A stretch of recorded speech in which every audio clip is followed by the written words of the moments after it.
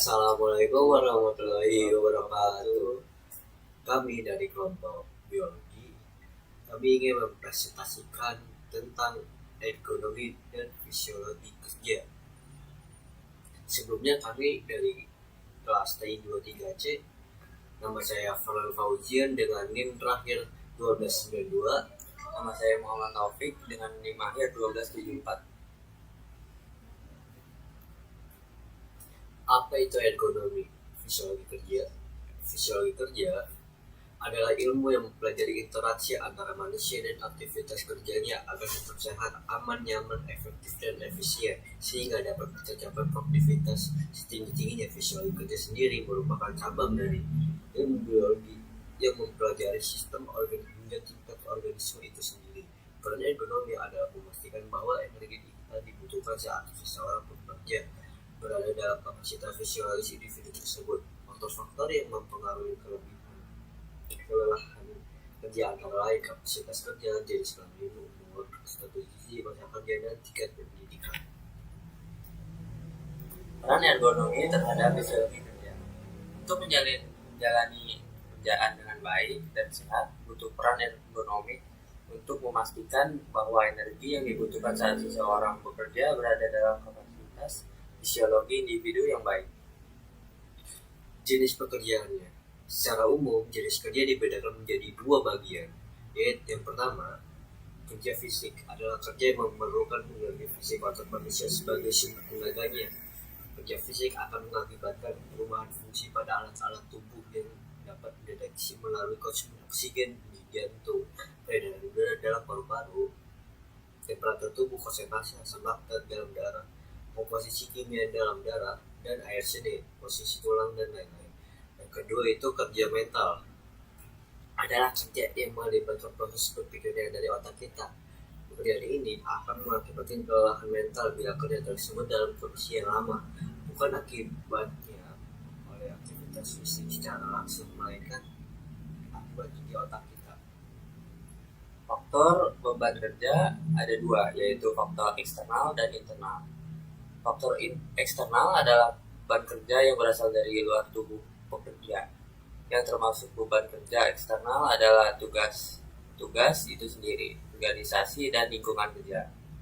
Lalu faktor internal adalah beban kerja ada faktor yang berasal dari dalam tubuh itu sendiri sebagai akibat adanya reaksi dan beban kerja eksternal. Lalu faktor kelelahan bekerja adalah suatu kondisi di mana terjadinya pada saraf pada otot manusia sehingga tidak dapat fungsi lagi sebagai mestinya. Kelelahan dapat terjadi sebagai akibat dari faktor-faktor yang bukan berhubungan dengan pekerjaan yang hidup dan kombinasi keduanya. Adapun akibat kelelahan kerja yaitu sakit kepala atau pusing, contohnya mengembara atau pikiran terputus, melamun, kurang konsentrasi, penglihatan kabur atau kesulitan menjaga mata terbuka, menguap terus-menerus, mengantuk, yang santai, perasaan atau jauh tertidur di tempat kerja, kemurungan seperti mudah marah. Masalah memori jangka pendek, motivasi rendah, halusinasi, anotasi, gangguan pengembalian keputusan dan penilaian, pengelambatan refleks dan tanggapan fungsi sistem kekebalan tubuh berkurang, peningkatan kesalahan, tidur diperpanjang selama hari-hari, libur kerja, tertidur selama kurang dari 1 detik untuk beberapa detik, dan menjadi tidak menyadari telah lakukan atau dikenal sebagai tidur mikro, hanyut dalam dan keluar dari jalur lalu lintasan atau kehilangan kendali saat berkendara. Penerapan ergonomi dalam bekerja terdiri dari posisi duduk dan posisi berdiri. Posisi duduk di mana kaki tidak terbebani dengan berat tubuh dan posisi stabil sambil bekerja. Yang pertama itu usahakan pekerja terlihat dengan kepala dan badan tegak, kepala agak ke depan.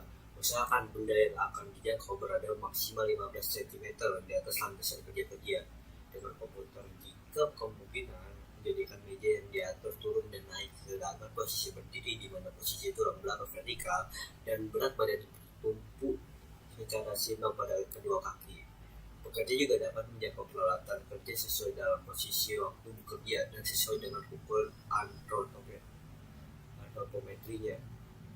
Harus dibedakan dengan antropometri berat dan timbul. Hindari postur tubuh yang tidak berubah atau statis sesekali menggunakan otot-otot Anda. Jika pekerjaan Anda menuntut adanya koordinasi tangan atau mata, contohnya mengumpul atau aktivitas, maka posisi kalian perlu fokus ke daerah mata, posisi tangan sedikit bawah ketinggian bahu untuk menstabilkan dan agar bur tidak merasa termakan. Tangan diberi tumpuan agar diamkan dengan tujuan mengurangi terjadi perlukaan. Display yang harus terlihat jelas pada waktu aktivitas kerja, sedangkan simbol yang seharusnya lebih banyak digunakan daripada kata-kata. Tetapi peralatan yang berada dalam posisi minimal atau dekat mudah dijangkau. Biasanya kerja yang menggunakan dengan menggantung pada posisi rilis dari batu dengan barangan bawah mendekati posisi horizontal atau sedikit menurun. Duduk dengan posisi bersandar. Tujuan untuk penerapannya yaitu meningkatkan keselamatan dan kesehatan kerja. Ergonomi akan mencegah diskomfort atau ketidaknyamanan dalam beraktivitas, di mana ketidaknyamanan ini jika dibiarkan terlalu lama paparannya terdapat menyebabkan kecelakaan kerja atau penyakit akibat kerja. Yang kedua itu peningkatan produktivitas kerja. Ergonomi akan membuat pekerjaan menjadi lebih mudah dan user friendly, di mana hal ini terdampak positif pada peningkatannya kecepatan atau output kerja dan juga mengurangi kesalahan kerja dan pada akhirnya meningkatkan produktivitas kerja. Terima kasih. Sekian dari kelompok kami. Maaf ada kesalahan. Wassalamualaikum warahmatullahi wabarakatuh.